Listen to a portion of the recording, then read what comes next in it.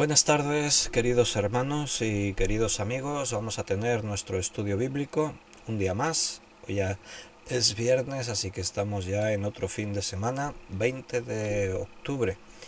Tenemos este mes ya en la recta final. Y hoy vamos a estudiar personajes de la Biblia, como habéis visto en el encabezado, y vamos a seguir con el personaje de Jonathan. Bien, vamos a orar. Le vamos a pedir al Señor su dirección y nos ponemos. Señor, estamos agradecidos porque nos das esta oportunidad de reunirnos en tu nombre. Queremos que tú nos hables, Señor. Abrimos tu palabra y queremos escuchar tu voz.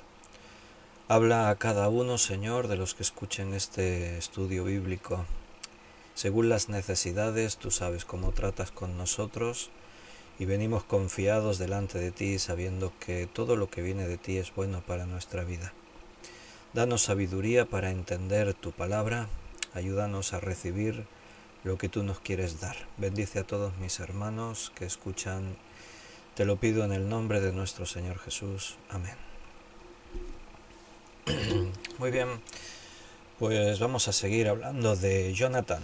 Estamos precisamente introduciendo a David en toda esta historia. Hasta ahora hemos estado viendo el contraste tremendo que hay entre Saúl el rey y Jonathan su hijo.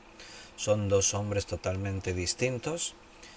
Podría parecer extraño, ¿no?, que entre un padre y un hijo hubiese tanta diferencia, pero es así, y esto de alguna forma también nos enseña que los hijos no están sí o sí obligados a seguir en la maldición de sus padres.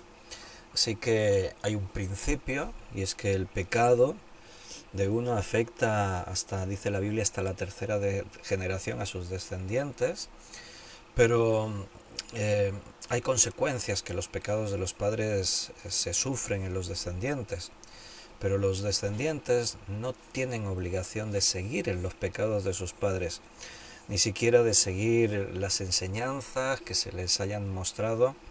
No tienes por qué heredar el carácter de tus padres. Ahí Jonathan, él decide amar a Dios, confiar en Dios, ser un hombre de fe, un hombre justo, y eso es lo que Dios tiene en cuenta. Entonces vamos a continuar ahí. Déjame solo que mira un momentito en el chat en directo. Me escribieron por aquí, a ver, Benito, buenas tardes a todos mis hermanos. Beatriz dice, buenas tardes querido pastor y queridos hermanos, Dios los bendiga, un abrazo. Juan Bermudo dice, buenas tardes mis amados hermanos Víctor y todos, que la gracia y la paz de nuestro Señor Jesús estén en vuestros corazones. Juan Vázquez dice, buenas tardes mi querido pastor Víctor y mis queridos hermanos, un fuerte abrazo para todos y el mismo Señor de paz os dé siempre paz en toda manera. El Señor sea con todos vosotros. Esos son los mensajes que hay hasta ahora. Bien, vamos al estudio. Retomo donde lo habíamos dejado ayer. Ayer dijimos que la decadencia de Saúl y su trono son evidentes, cada vez es mayor. Dios quitó el Espíritu Santo de él, hay un espíritu inmundo que lo atormenta, trae a palacio a David porque le hablaron de él y David canta con su arpa y cuando adora a Dios con su arpa los espíritus inmundos huyen. Entonces pues Saúl se encontraba en paz cuando David cantaba. Pero después del episodio David-Goliat, dijimos que Saúl le da a su hija para que se case con él y lo pone al frente de sus tropas. Entonces David, como el general, siempre que salía en batalla volvía victorioso, y eso hace que poco a poco los celos de Saúl vayan aumentando. Saúl, como dijimos, cada vez más temeroso, cada vez más amenazado, es consciente de que todo le va mal, de que su reino no tiene futuro. El profeta se lo dijo, que había quitado el reino de él y se lo había dado a otro hombre conforme a su corazón, y de pronto ve a David como un rival. ¿Y qué hace Saúl? Pues intenta matarle. Fíjate, o sea, cómo cambió, ¿no? le da una hija por esposa, lo pone general de sus ejércitos, le da la confianza, pero cuando lo ve como rival, los celos pueden con él y entonces decide matarlo. Y bajo esta amenaza mortal, David no habría tenido ninguna opción, porque él no es nadie. El rey tiene todo el poder, pero tiene Dios de su parte y Dios tiene herramientas, y una de ellas es Jonathan, el amigo de David, y también, como no, pues es el cuñado, o sea, es familia también aquí, ¿no? Bueno, vamos a ir avanzando aquí en esta situación, en todo esto. Lo que os estoy resumiendo lo tienes en el primer libro de Samuel, capítulo 18. Vamos a leer los primeros 5 versículos. El primer libro de Samuel, 18, 1 al 5. Aconteció que cuando él hubo acabado de hablar con Saúl, el alma de Jonatán quedó ligada con la de David, y lo amó Jonatán como a sí mismo. Y Saúl le tomó aquel día y no le dejó volver a casa de su padre. E hicieron pacto Jonatán y David porque le amaba como a sí mismo. Y Jonatán se quitó el manto que llevaba y se lo dio a David, y otras ropas suyas, hasta su espada, su arco y su tabalarte. Y salía David a donde quiera que Saúl le enviaba, y se portaba prudentemente, y lo puso Saúl sobre gente de guerra, y era acepto a los ojos de todo el pueblo y a los ojos de los siervos de David. Bien, ahí vemos la amistad de Jonatán con David. Sin duda era una amistad especial, porque las expresiones que se utilizan, imagínate, dice que el alma de Jonatán quedó ligada con la de David. Jonatán, el hijo de Saúl, apareció antes en el capítulo 14, y vimos que era un hombre valiente, un hombre de fe, un hombre que nos recordó a David. La fe de David ante Goliat, el celo de David por defender el honor de Dios, igual con Jonatán. O sea que tenían un gran parecido. Además, debían tener una edad bastante similar. No lo sabemos exactamente. Podría ser que Jonatán fuera así como 5 años mayor que David. Pero bueno, en cualquier caso, estaban muy cercanos en edad, eran jóvenes los dos, y ambos, como hemos dicho, eran osados, valientes, confiaban en Dios, tenían fe y tenían una buena relación con Dios. Entonces podemos entender por qué de esa amistad. A la vez también tenemos que marcar las diferencias. Jonathan y David eran diferentes. Jonathan era el hijo primogénito del rey y David era el último hijo de su padre. Era el hijo menor de un granjero. Así que a Jonathan era no solamente un príncipe, él era el príncipe heredero, porque era el primogénito de su padre. Y todos, pues evidentemente, hubiesen asegurado que Jonathan sería el siguiente rey, porque así se establece la dinastía real, el hijo primogénito es el que dará el trono. Pero aquí dice que el alma de Jonathan quedó ligada con la de David. Jonathan escuchó a David dar una extendida explicación. Todo esto viene después de que David ha hablado con Saúl, ha derrotado al gigante Goliat. Entonces, las palabras de David hablan de su fe en Dios, de su pasión por las cosas de Dios, y dada la explicación de David, evidentemente hay una conexión inmediata con Jonathan. Jonathan supo que él y David tenían el mismo corazón. Podríamos decir el mismo espíritu. ¿Recuerdas en Hechos capítulo 2, cuando habla de la multitud de los que habían creído? Pues es interesante que se repiten expresiones como esta. Dice que la multitud de los que habían creído eran de un mismo corazón y un mismo pensamiento. tenían todas las cosas en común. Resulta que creer en Dios nos une de una forma especial. No nos conocíamos de nada. Llegamos a Cristo, personas que no teníamos conocimiento los unos de los otros, pero fuimos bautizados en un mismo espíritu, en el mismo bautismo el agua, o sea, fuimos introducidos al mismo cuerpo, la cabeza es Cristo, y ahora dice Pablo que somos miembros de un cuerpo, miembros los unos de los otros. Ahora somos una familia. Ahora somos piedras vivas en un edificio que se construye. O sea que todas estas metáforas que hablan de lo que es la iglesia, de lo que somos nosotros, ilustran de una forma muy especial esa unidad en la que vivimos. Una unidad que trasciende lo humano. En el mundo, tú naciste en una familia. Por lo tanto, pues tienes padres, o tienes hermanos, o tienes hijos, o tienes tíos, tienes una relación con parientes tuyos, ¿no? Pero esa unión que tenemos en este mundo es una cuestión de la carne. Evidentemente se crean vínculos afectivos muy especiales, pero de la misma manera se pueden tener familiares muy cercanos y no tener ni una mínima relación con ellos. Así que se puede ver ese contraste. Claro, cuando tú naces en tu casa, padre, madre, hijos, hay un núcleo familiar muy íntimo y es muy normal que ahí se establezcan esos lazos especiales, íntimos de relación, ¿no? De amor, de cariño, de afecto. Pero tú sabes que hay padres y hijos que ni se hablan, hay padres, o sea, esposos, esposas que rompen su relación y ya no se pueden ver más.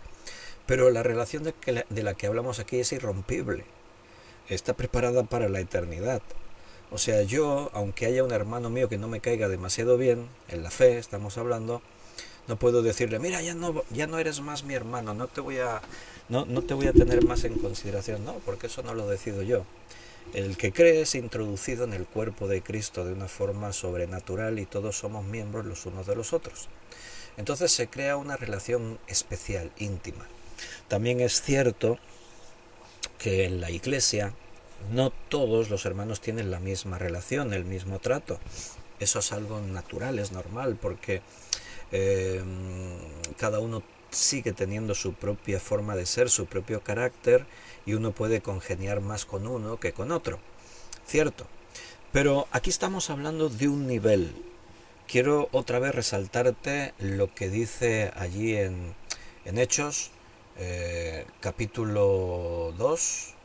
Si queréis lo podemos ver un momentito.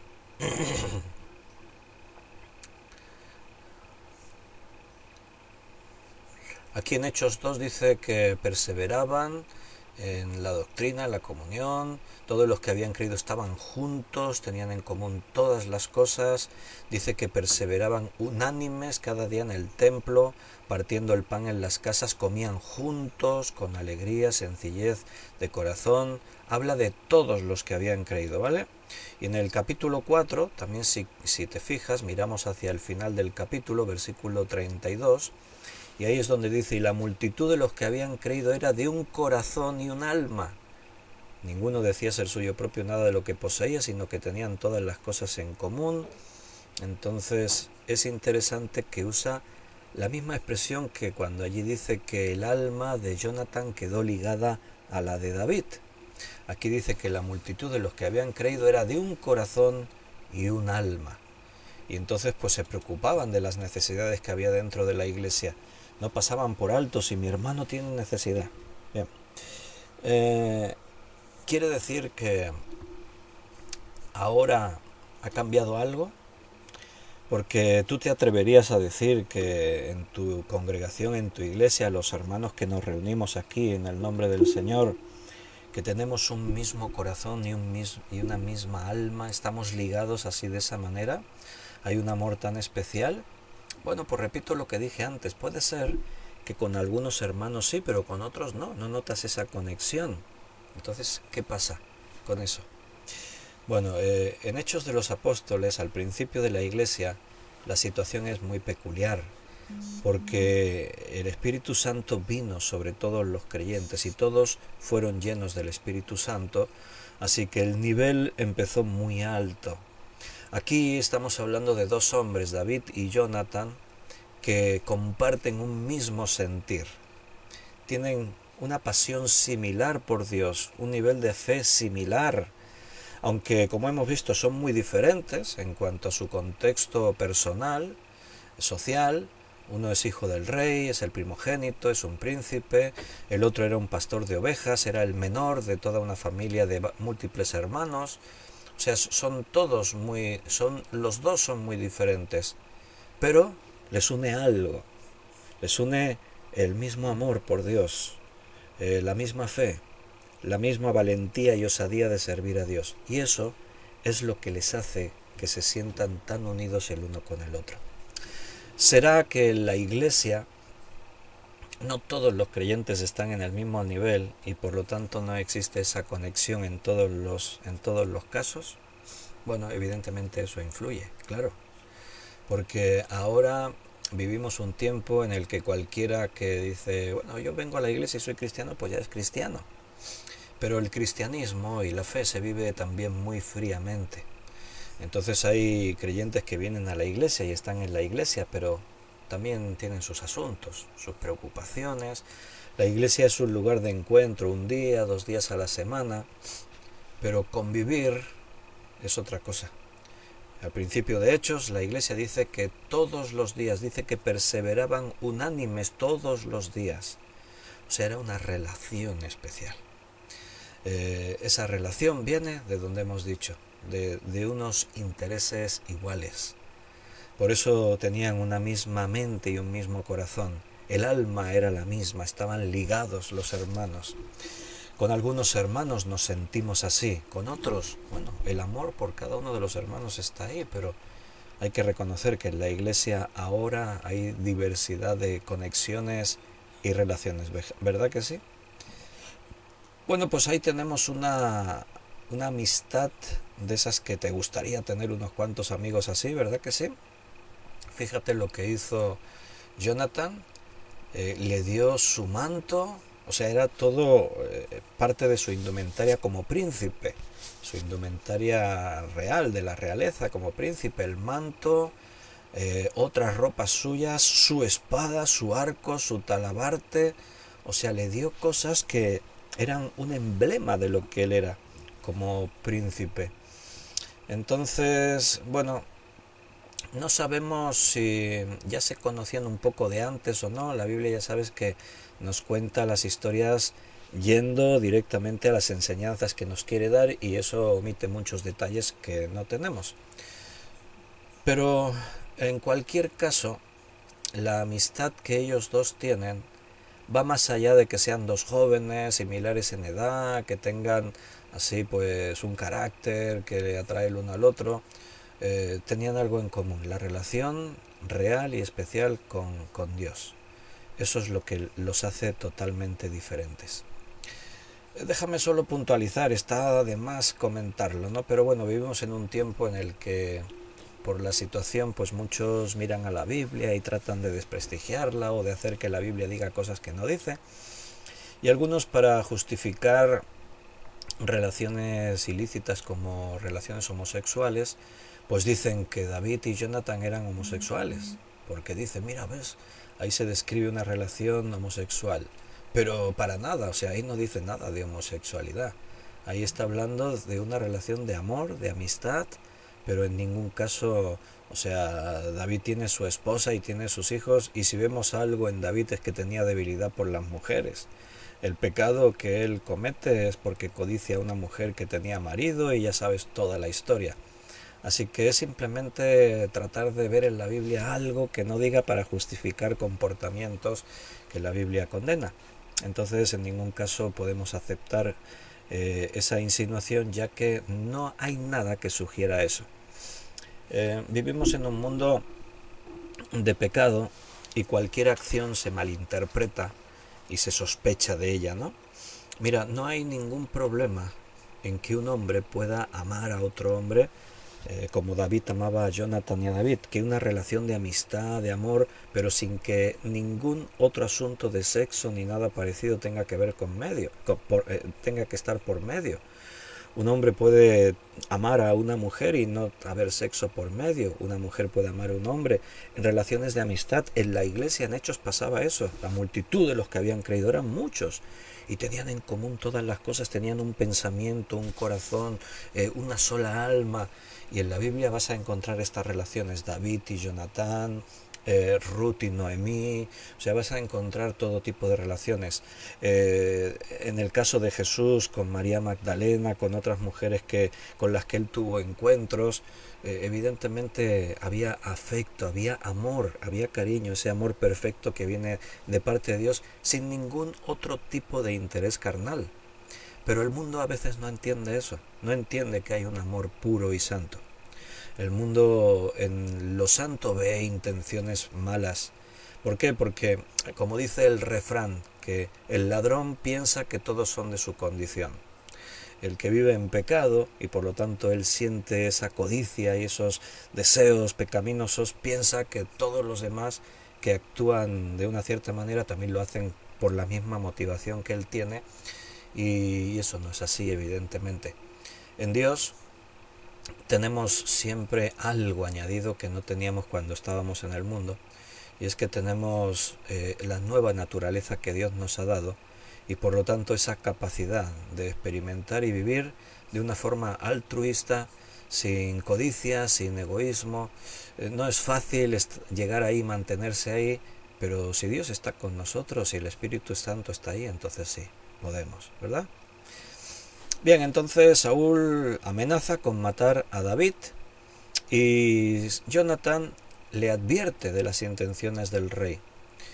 Incluso Jonatán intercede ante su padre en favor de David. El esfuerzo de Jonatán no resultó porque Saúl estaba totalmente convencido, o mejor dicho, ciego con sus celos de que tenía que matar a David. Los celos son terribles. Se pueden tener celos de muchas formas, ¿no? Pero ya que estamos estudiando los martes acerca del amor, los celos no provienen del amor. Lo digo para aclarar, porque algunos pueden pensar y decir, bueno, es que cuando amas mucho a alguien, pues sientes celos, ¿no? De que otra persona se pueda meter por medio y tal. Sí, pero los celos de los que estamos hablando, los que experimenta Saúl, son celos irracionales, que tienen como base aún el propio problema de la persona. Saúl le ha dado la espalda a Dios, le ha desobedecido, Dios le dio diferentes ocasiones, oportunidades y él las menospreció. Así que Saúl está donde él ha decidido estar, nadie le obligó a llegar ahí, él podía seguir siendo el rey en el que Dios le dio el Espíritu Santo, pero él ya decidió. Entonces está en una posición de desventaja en cuanto a las cosas de Dios. Y otra persona pues está ahí ocupando ese lugar y está ahora siendo señalado por Dios para que reine en su lugar, y por lo tanto el favor de Dios está con él. Así que los celos de Saúl son infundados. Él se ha buscado la condición en la que está, y su respuesta de querer matar a David pues no es fruto sino de lo que él ya ha ido sembrando y de lo que tiene en su corazón. No es que surja algo nuevo, ya está ahí. En muchas parejas hay relaciones matrimoniales o de pareja en los que los celos están ahí y son terribles. Por eso os decía que donde hay ese tipo de celos enfermizos no hay amor. El amor busca el bien de la otra persona. Si recordáis todo lo que estamos estudiando los martes, cuando decimos que el amor se niega a sí mismo, el amor es incondicional, el amor es condescendiente, el amor no hace acepción de personas, cuando decíamos todo eso, entonces evidentemente la persona que siente esos celos enfermizos, pues esa persona no ama. Eso no es amor. Algunos lo justifican, ¿no? Aún con malos tratos a su pareja, diciendo es que te amo tanto que cuando veo que actúas así me pongo tan... No, pero eso no es amor. Lo disfrazan de amor, pero no es amor. Recuerdo cuando yo era adolescente, cuando yo era jovencito, recuerdo que tenía un amigo, no es que fuéramos muy amigos, pero vivíamos en la misma calle, en el barrio. Y entonces pues nos veíamos en el barrio, a veces pues íbamos con las bicicletas por ahí juntos y también intercambiábamos tebeos, cómics y bueno, teníamos una relación. Él era varios años, como 3, 4 años mayor que yo. Entonces, pues bueno, a él le llegó la edad de irse al servicio militar. En esos años, antes de irse al servicio militar, él tuvo una novia que también era de allí del barrio, de la misma calle. Entonces, pues se pusieron de novios y... No, perdón, ella no era del barrio, vivía en el pueblo, vivía dentro del pueblo. Entonces se pusieron de novios y entonces a él le tocó irse a la mili. Un año de mili es lo que tocaba en esa época, era obligatorio el servicio militar. Entonces pues él se fue al servicio militar. Resulta pues que en el servicio militar lo que pasaba antes, no había teléfonos, no había la relación con los seres que se quedaban ahí queridos, pues era todo por cartas, se escribían cartas, las cartas tardaban días o semanas, iban, venían y tal. Y resulta que en ese tiempo en el que él estaba en el servicio militar, en ese año, pues ella comenzó a salir con otro chico. Así que le escribió una carta, le dijo que rompía con él y que se había buscado un nuevo novio. Entonces, él no dijo nada. Simplemente, cuando terminó el servicio militar y volvió a casa, cogió una escopeta de caza que su padre tenía. El padre de él tenía alguna escopeta en casa, era cazador. Cogió la escopeta de caza, se fue a la casa de su novia y llamó a la puerta. Y abrió el padre de esta chica. Y nada más abrir el padre de esta chica le pegó un tiro así a bocajarro y lo mató. Y entonces entró y a la que había sido su novia le pegó otro tiro y la mató. Y después se suicidó él, se mató él con otro disparo, con otro tiro. Entonces, wow, imagínate, ¿no? O sea, cuando una noticia así te toca tan de cerca como alguien que era conocido mío, un amigo, pues te quedas así como diciendo, ¿cómo puede ser? O sea, jamás hubiese dicho que ese joven fuese capaz de hacer eso. Mató a 2 personas y se quitó la vida, él mismo. O sea, te quedas realmente afectado y pensando, ¿cómo puede ser? Porque yo le conocía. Y aparentemente era un chico normal, como cualquier otro, no se le veían cosas extrañas, ni tenía actitudes así violentas o extrañas. Entonces, pues bueno, me hizo pensar muchísimo. Justo en esos años fue cuando yo conocí al Señor y empecé a mis caminos en la fe, ¿no? Pero este acontecimiento me afectó mucho, me hizo reflexionar mucho acerca de tomar conciencia, ¿no? De decir, vaya, ¿qué pasa en la mente de una persona? ¿Qué pasa en nuestro corazón? ¿A cualquiera nos puede pasar eso? Me preguntaba yo, porque yo lo conocía, este joven. Teníamos una relación, hablábamos y yo no veía nada extraño en él para preocuparse, ¿no? Celos enfermizos. Bueno, los celos destruyen las relaciones y destruyen la propia vida. Y es algo que está ahí, en muchos casos está ahí. Se trata de disimular y justificar, no, yo no soy celoso y tal, pero están ahí y es una realidad y te empiezas ahí a comer la cabeza. Bueno, como pastor a veces he tenido que tratar con casos matrimoniales de celos en niveles así como muy, ¿no? Incluso de estar ahí pues escuchando y decir, no, pero no es consciente, la persona no es coherente, ¿no?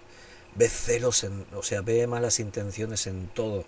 De que sí has mirado a aquel hombre, o al revés, ¿no? Miraste a aquella mujer, sí, te miró a ti, no sé qué, y vigilarle, poner detectives, o vigilar el teléfono, intentar coger el teléfono del otro y examinar todo a ver qué.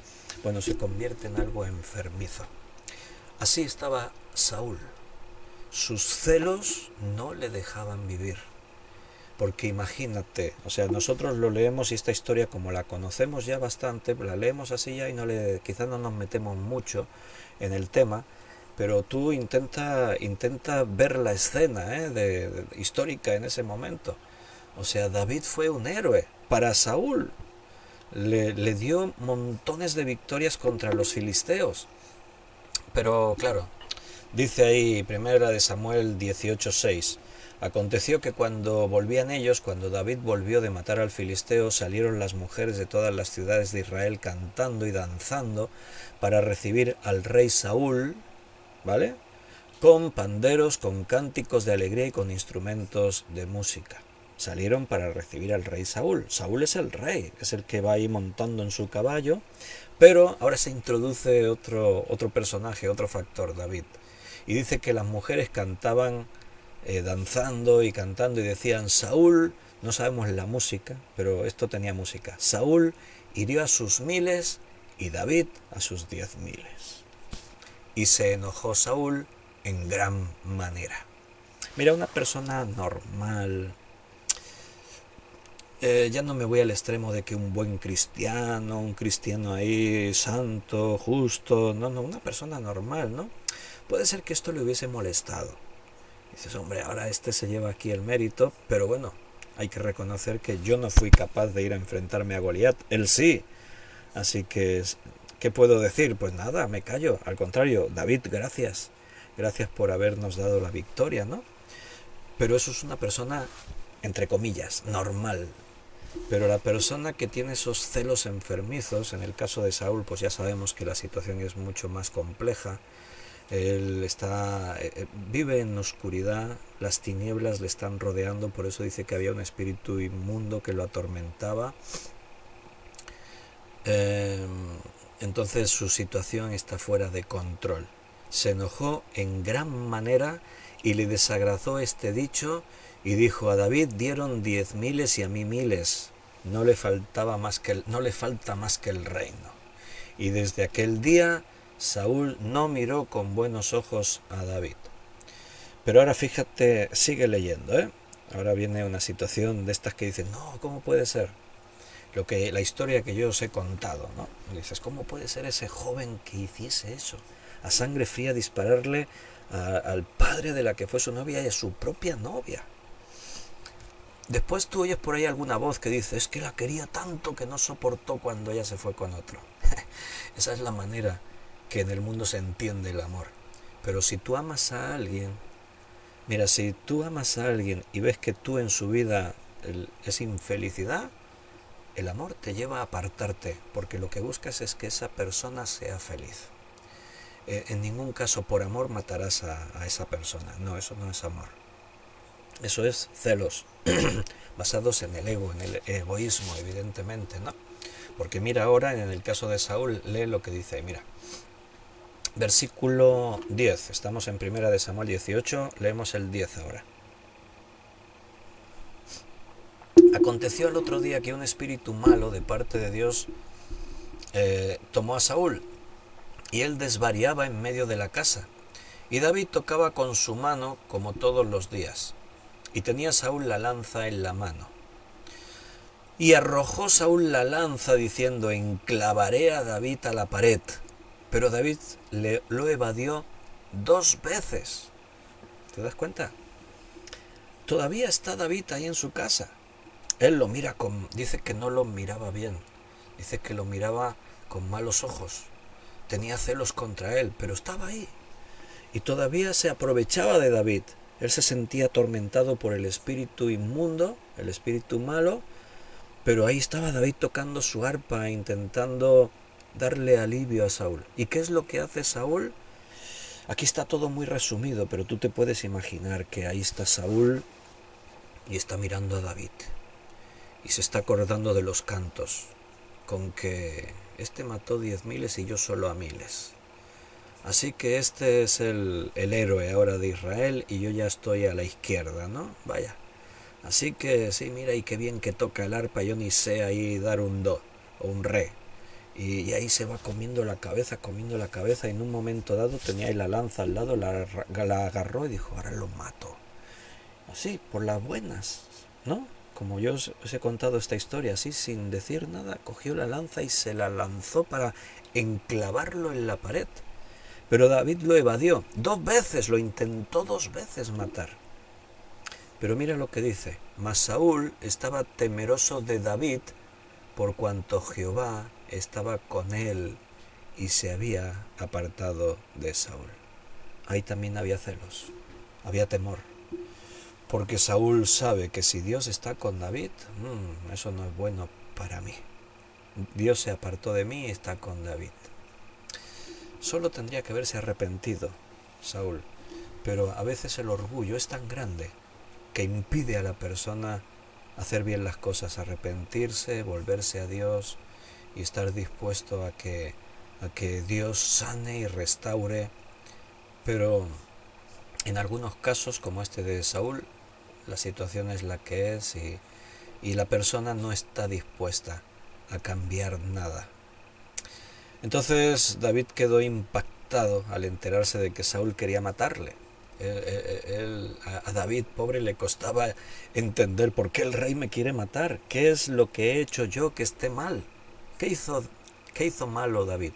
¿Engañó al rey? ¿Le quitó algo suyo? No, lo único que estaba haciendo David era servir al rey en lo que el rey le pedía. Y el rey quiere matarlo, ¿no? Así que David es consciente del peligro en el que se encuentra y David pues va a tener algunas escenas. Esto duró un tiempo, duraron bastante tiempo. David huyendo, Saúl intentando matarlo. Pero te quiero mostrar una escena en todas estas cosas. En el capítulo 20, aquí del primer libro de Samuel, tenemos a Jonathan cuando es el que advierte a David. Jonathan es el hijo de Saúl, pero evidentemente no comparte el sentimiento de su padre y las acciones de su padre. Entonces dice ahí en el capítulo 20, versículo 1: después David huyó de Naiot en Ramá y vino delante de Jonathan y dijo: ¿qué he hecho yo?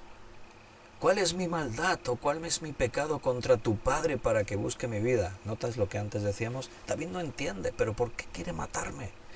Esto debía ser una situación súper angustiosa para David, porque cuando tú no has hecho nada y alguien te quiere hacer tanto daño a ti, dices, ¿pero por qué? ¿Qué es lo que yo he hecho, no? Entonces, mira lo que le dice Jonathan: en ninguna manera, no morirás. He aquí que mi padre ninguna cosa hará, grande ni pequeña, que no me la descubra. ¿Por qué pues me ha de encubrir mi padre este asunto? No será así. O sea, Jonathan está indignadísimo. Claro, Jonathan ama a David. La amistad que tienen ambos es una amistad íntima, especial, santa, pura. Y él dice, no puede ser, no voy a permitir que mi padre haga eso. Mi padre me revela todo, bueno, pues yo no voy a dejar que él te haga daño, que él te mate. Y David volvió a jurar diciendo: tu padre sabe claramente que yo he hallado gracia delante de tus ojos, y dirá: no sepa esto Jonathan, para que no se entristezca, y ciertamente vive Jehová y vive tu alma, que apenas hay un paso entre mí y la muerte. O sea, sí, ¿no? Pero él no te va a revelar todo, le dice David, porque él sabe que nos queremos, que somos grandes amigos. Así que él no te va a contar esas cosas que piensa hacer contra mí. Pero mira lo que le dice Jonathan, versículo 4. Lo que deseare tu alma, haré por ti. O sea, le está diciendo, pídeme lo que quieras que yo lo voy a hacer por ti. Eso es amor puro, eso es amistad verdadera. Ojalá tuviésemos muchos amigos así. Estamos estudiando el amor entre los hermanos. Debemos aspirar a alcanzar ese tipo de relaciones santas, puras, de amistad, de amor ágape, entre los que creemos en el Señor. David respondió a Jonathan, versículo 5, leemos del 5 al 7.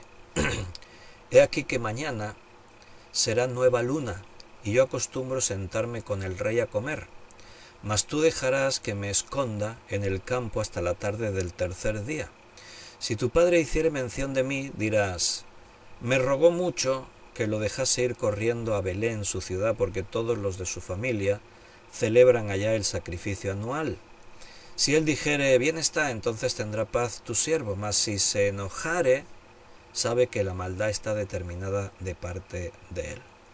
David eh, trama una sencilla prueba para resolver cualquier duda de las intenciones de Saúl contra él. Porque nota, o sea, él todavía viene al palacio, se sienta en la mesa del rey, sigue tocando el arpa. Saúl ya lo ha intentado matar lanzándole la lanza, pero tú dices, ¿por qué sigue ahí David? Bueno, porque la persona sencilla, justa, de fe, que no entiende y por qué me quiere matar, pues sigue ahí, porque si aquí es donde Dios me quiere, aquí estoy, ¿no? Y ahí está mi amigo Jonathan, y ahí está su vida. Así que Jonathan está de acuerdo y lanzan el plan adelante. Bien, vamos a hacerlo así, como has dicho. A ver qué hace el padre. Así que el segundo día después de la luna nueva, cuando David no acudió a la mesa del rey para comer, Saúl preguntó, oye, ¿dónde está David? Y Jonathan le responde y le dice, no, le he dado permiso para que se ausente. Entonces, ¿cómo reaccionó Saúl a esto? A ver, lo podemos leer por aquí. Versículo 30. Entonces se encendió la ira de Saúl contra Jonathan y le dijo, hijo de perversa y rebelde, ¿acaso no sé yo que tú has elegido al hijo de Isaí para confusión tuya y para confusión de la vergüenza de tu madre? Porque todo el tiempo que el hijo de Isaí viviere sobre la tierra, ni tú estarás firme, ni tu reino. Envía pues ahora y tráemelo, porque ha de morir. Palabras de un hombre fuera de sí, lleno de odio, de celos, de rabia. El ego está ahí en el trono. Bueno, terrible, ¿verdad? Tristemente el caso de Saúl no es único. Vivimos rodeados en este mundo de sensaciones, de experiencias como esta. Jonathan está dispuesto a defender a su amigo David, porque mira, podemos seguir leyendo. Mira, si estás sorprendido, ahora te vas a sorprender más todavía. Versículo 32. Y Jonathan respondió a su padre Saúl y le dijo, ¿por qué morirá? ¿Qué ha hecho? Preguntas legítimas, ¿no? ¿Por qué quieres matarlo? ¿Qué es lo que ha hecho que sea merecedor de que tú lo quieras matar? Y mira lo que dice ahora, versículo 33. Entonces Saúl le arrojó una lanza para herirlo, de donde entendió Jonathan que su padre estaba resuelto a matar a David. O sea, Saúl le arroja una lanza para herir a su propio hijo. No dice ahí que quisiera matarlo, pero sí herirlo. O sea, ni siquiera Saúl soportaba ahí. Mira, si no mata a su hijo es porque él lo ha dicho. Ahí se terminaría mi reino. Mi heredero que ha de reinar no seguiría. Mi linaje, ¿no? O sea que no está pensando en Jonathan, está pensando en sí mismo. Ayer vimos, o antes de ayer, que cuando él aplicó aquel juramento, aquel voto, y el que coma tiene que morir. Y entonces él descubrió y dijo, Jonathan ha comido, pues tiene que morir. Vive Dios que si no mato a Jonathan en este día. O sea, le daba igual que fuera su hijo, en algo que él mismo provocó y que no tenía ningún sentido, ¿verdad? Y se levantó Jonathan de la mesa con exaltada ira y no comió pan el segundo día de luna nueva porque tenía dolor a causa de David, porque su padre le había afrentado. Y quiero que te des cuenta y leas ahí todo lo que dice. Se levantó con exaltada ira. Jonathan estaba bien enfadado. ¿Pero por qué? Porque mi padre me ha lanzado una lanza a mí. Me arrojó una lanza con intención de herirme. No, ni siquiera le preocupaba lo que su padre trataba de hacerle daño a él. Dice, estaba enfadado, tan enfadado porque tenía dolor a causa de David, porque su padre le había afrentado. Eso es amor. Eso es un amor real, puro, sincero. Bueno, intento imaginarme estas escenas bíblicas, ¿no? Ahí están sentados en la mesa, normalmente solía ser una mesa larga, uno estaba en un extremo y el otro en el otro, y, y cogen ahí la discusión que están teniendo, que no es una discusión como tal, porque Jonathan solo pregunta, oye, ¿por qué le quieres hacer daño a David? ¿Por qué le quieres matar? ¿Qué es lo que él ha hecho? En respuesta, Saúl coge una lanza y se la tira a su hijo. Y bueno, y me imagino que por poco pues no le dio, ¿no? El único sonido en la sala pues fue esa lanza chocando contra la pared ahí, y ahí pues habría algunos soldados, habría más gente, los siervos, los criados, ahí nadie dijo nada, se quedaron todos ahí, pero Jonathan se marchó. Y lo último que hemos leído, pues el día siguiente Jonathan está bien triste, dice que ni comió, dice que ya no vino para comer, y cogió y emprendió camino del campo hacia el campo donde él y su amigo habían acordado verse para ver cómo había ido la prueba. Recuerda que todo esto fue, vamos a ver cómo reacciona Saúl, a ver si realmente quiere matarme o no.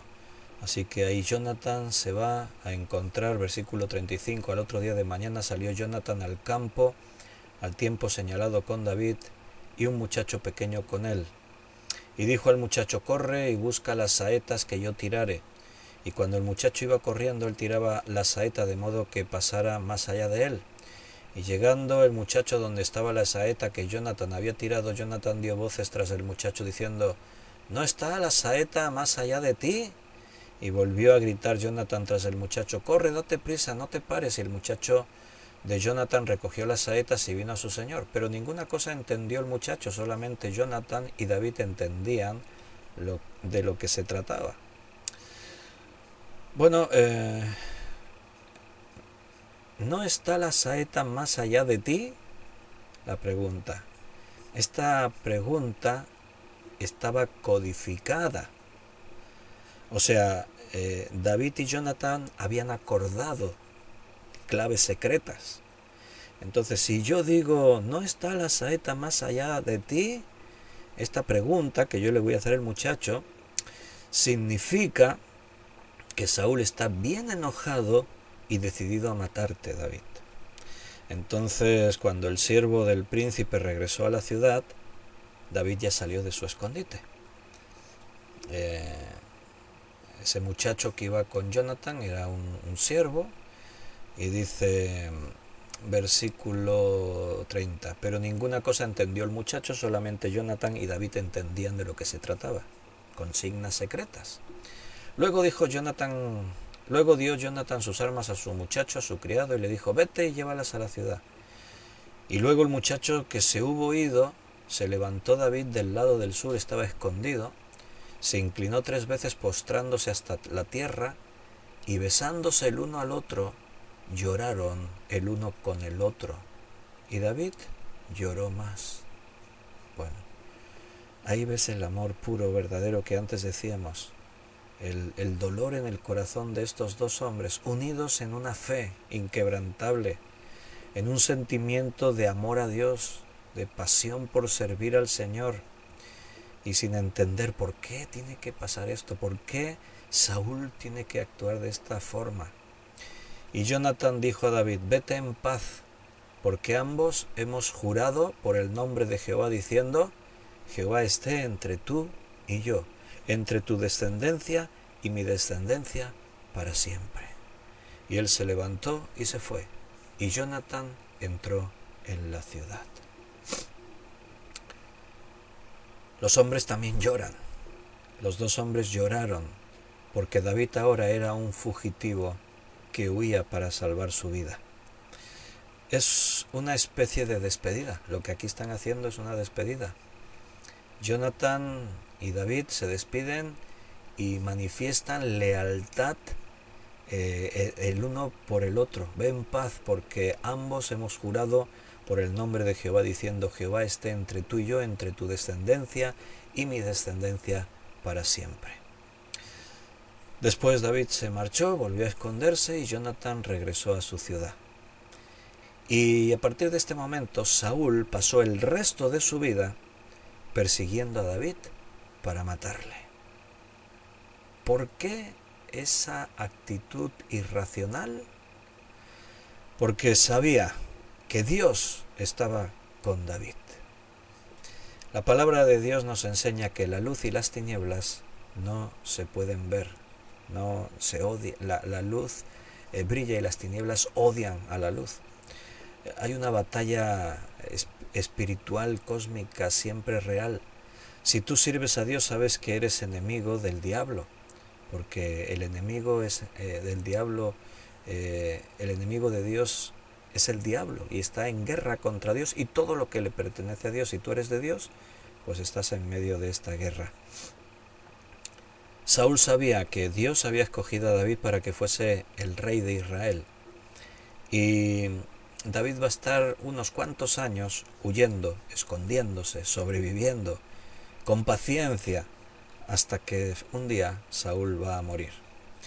Y hubo algunos momentos en los que Saúl casi que le capturó, hubo varias ocasiones, pero Dios siempre protegió a David. Incluso hubo algunas ocasiones en las que la vida de Saúl estuvo en las manos de David. Y los hombres que iban con David dijeron, lo matamos. Y David dijo, no toquéis a aquel al que Dios puso ahí por rey.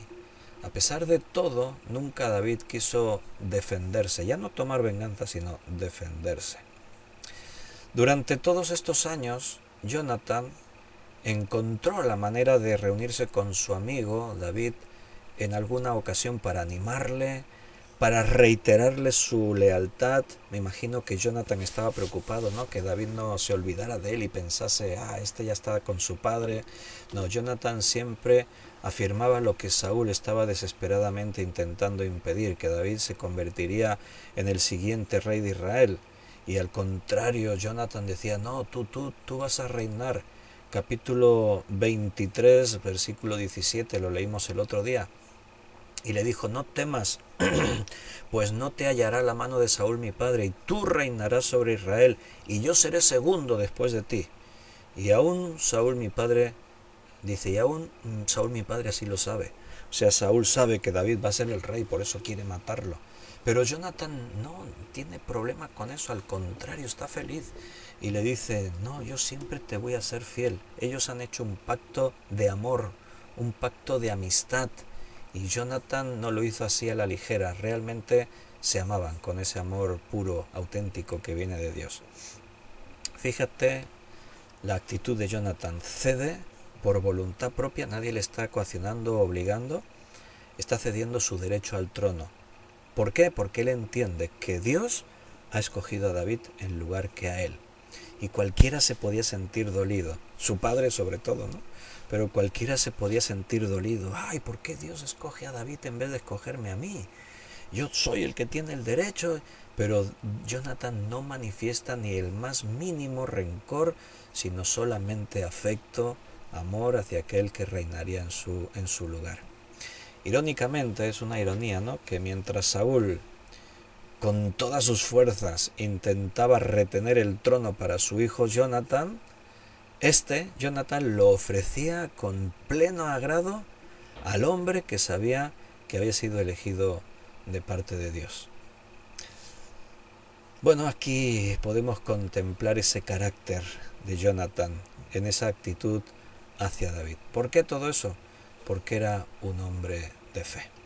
Era un hombre que creía y que confiaba en Dios por encima de las circunstancias, de su familia, de su padre, de todo. Hay un detalle que quiero mencionar antes de terminar, que es el legado que Jonathan dejó. Tú sabes que el fin de la vida de Jonathan pues fue dramático. O sea, mueren, Saúl y Jonathan mueren los dos. Saúl se suicida y entonces ahí muere también Jonathan. Eso lo tienes en el segundo libro de Samuel, capítulo 1, versículo 25 al 27. cuando David se entera de que Jonathan y Saúl han muerto, mira, David entona un salmo, un canto. Y voy a leer el versículo 25 al 27. ¿Cómo han caído los valientes en medio de la batalla? Jonathan muerto en tus alturas. Angustia tengo por ti, hermano mío, Jonathan, que me fuiste muy dulce. Más maravilloso me fue tu amor que el amor de las mujeres. ¿Cómo han caído los valientes? Han perecido las armas de guerra. Bueno, ¿qué añadir a eso, no?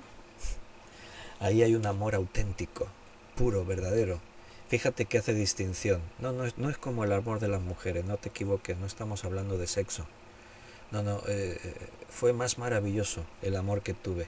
Un amor de amistad, de una relación sana, santa, de confianza, de estar dispuesto uno a poner su vida por el otro. Pero bueno, me quedan algunas cosas todavía que hablar de Jonathan.